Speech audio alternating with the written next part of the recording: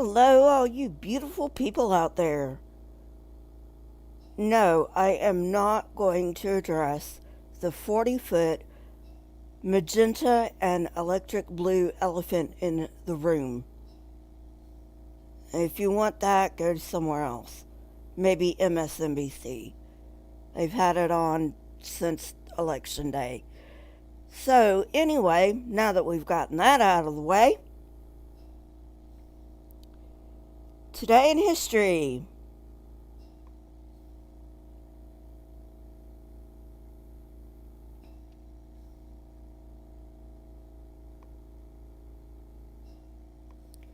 On November 5th, 1941, the combined Japanese fleet received Top Secret Order Number 1. In just over a month's time, Pearl Harbor was to be bombed, along with Malaya, now known as Malaysia, the Dutch East Indies, and the Philippines. Relations between the U.S. and Japan had been deteriorating quickly since Japanese occupation of Indochina in 1940 and the implicit menacing of the Philippines, which was an American protectorate and still is, with the occupation of the Cam Ranh Naval Base approximately 800 miles from Manila. American retaliation included the seizing of all Japanese assets in the States and the closing of the Panama Canal to Japanese shipping. In September 1941, President Roosevelt issued a statement drafted by British Prime Minister Winston Churchill that threatened war between the U.S. and Japan should the Japanese encroach any further on territory in Southeast Asia or the South Pacific. The Japanese military had long dominated Japanese foreign affairs, although official negotiations between the U.S. Secretary of State and his Japanese counterpart to ease tensions were ongoing. Hideki Tojo, the Minister of War who would soon be Prime Minister, had no intention of withdrawing from captured territories. He also construed the American threat of war as an ultimatum and prepared to deliver the first blow in a Japanese-American confrontation, the bombing of Pearl Harbor. And so Tokyo delivered the order to all pertinent fleet commanders that not only the United States and its protectorate, the Philippines, but British and Dutch colonies in the Pacific were to be attacked. War was going to be declared on the West.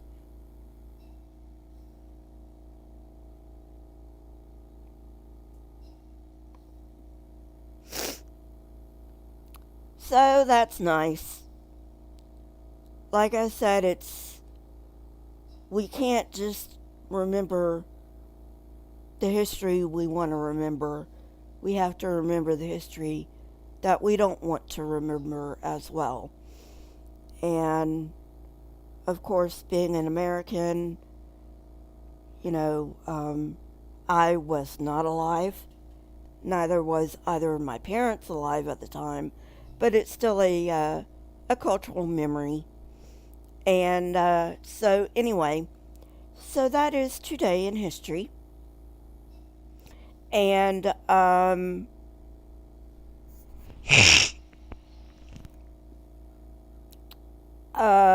so going on to tonight's topic, which is if Jesus was God, why did the Spirit need to descend on him? Um, why did he have to be baptized in the first place? I know he supposedly said to fulfill all righteousness, but there were Jewish sects being baptized before Jesus was baptized. I mean, you can clearly tell John the Baptist was doing baptizing before Jesus came. And there were also uh, I'm not sure, but I think there were some pagan sects that were also baptizing during this time. So it wasn't like just a Jewish thing or just a Christian thing. So I'm not quite sure why baptizing was like a big deal. But, the Christians always say it was. And,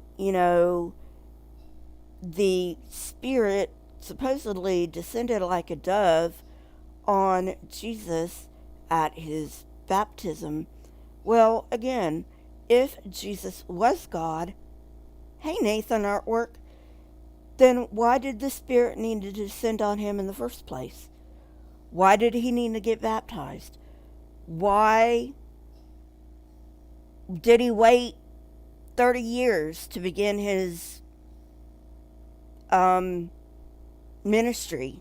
These are all things you have to think about. Why didn't he just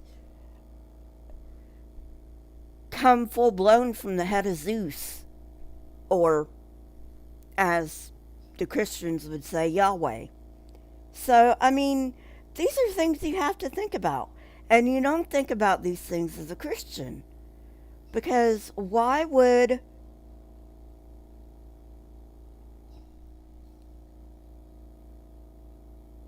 you have 30 years of, like, according to the Christians, this dude is the most important dude on the planet?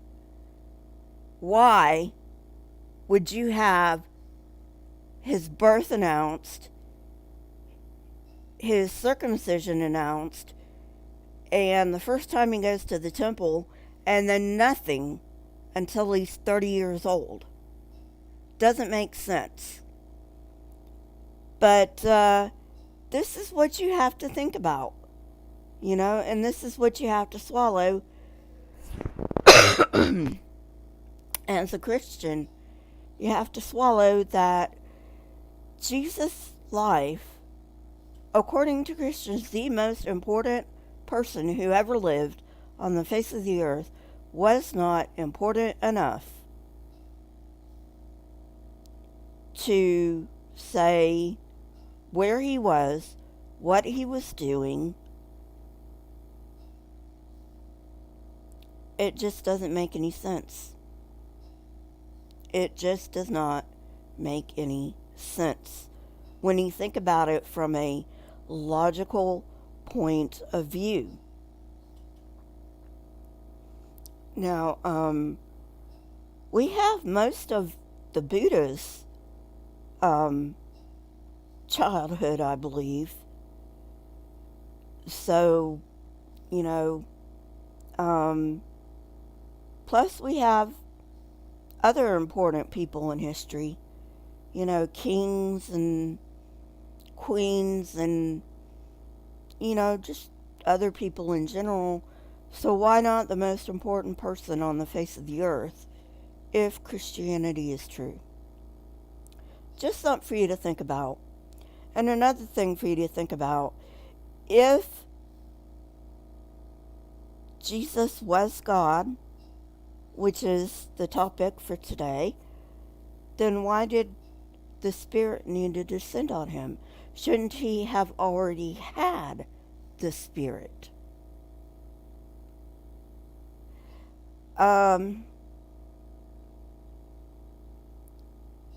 Now, there are some Christian denominations that do not believe that Jesus was God, and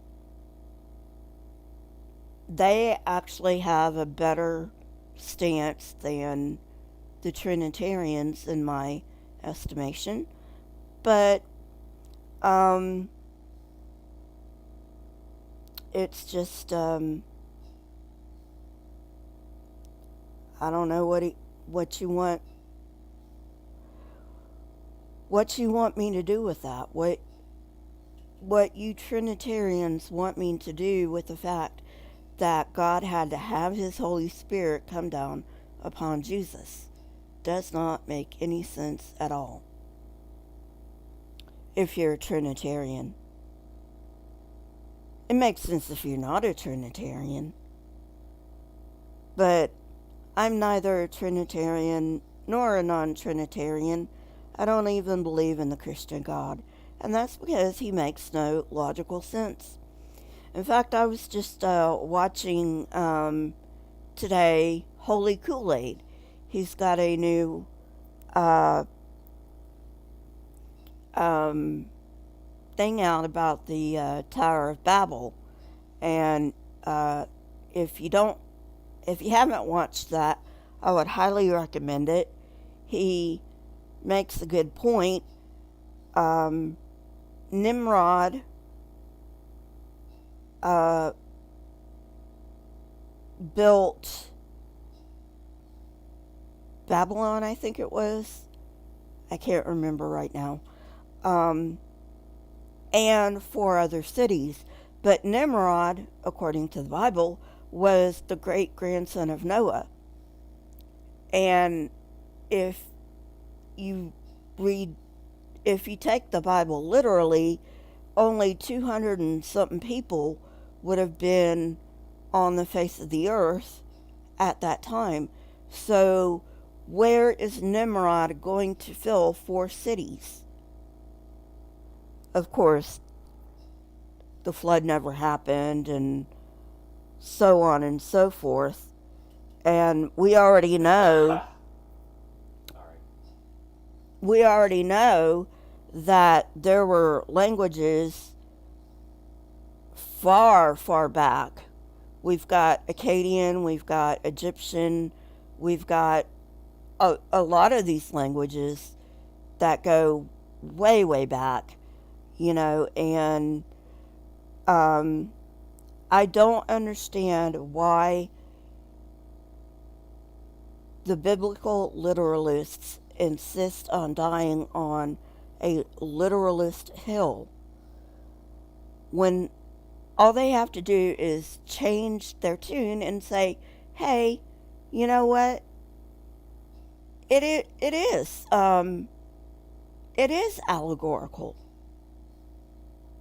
It is allegorical. So I don't know why they're choosing to die on the literalist hill, but there it is. They are choosing to live and die on the literalist hill. And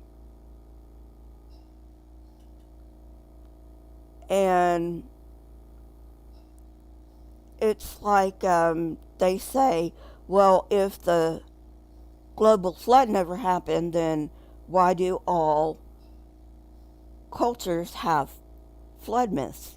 Well, like, duh, all cultures have flood myths because all cultures have floods. It's not that terribly complicated. Doesn't mean a global flood happened. A global flood cannot happen. So it's just,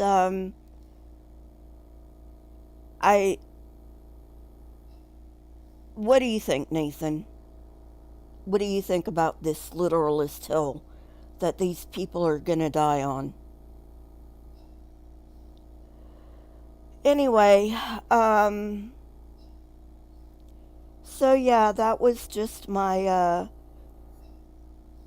thought for the night. Why, if Jesus was God, why did the Spirit have to descend on him? Like I said, if you are a non-Trinitarian Christian, then obviously you have a much better position to talk about this. But at any rate,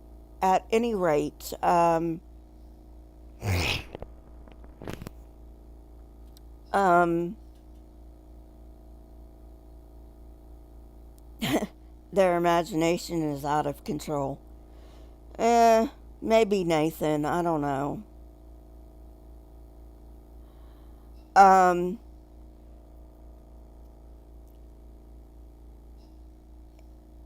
anyway, it just seems to me that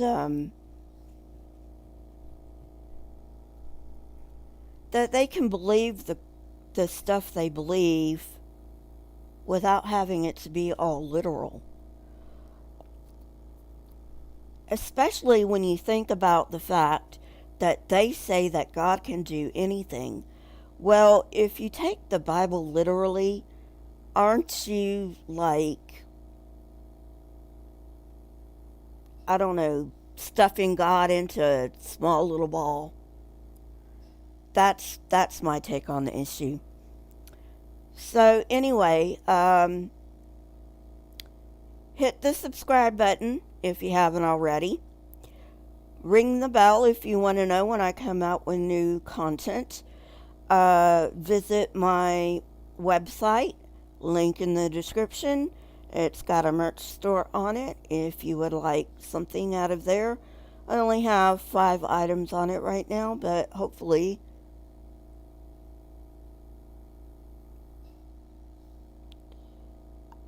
I guess someone, Nathan Artwork says it's like love. You have to do something irrational to prove you love someone. They do it with God.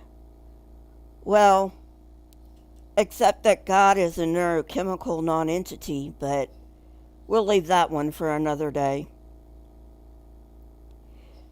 So, anyway, I'll talk to you guys later. I just wanted to come on and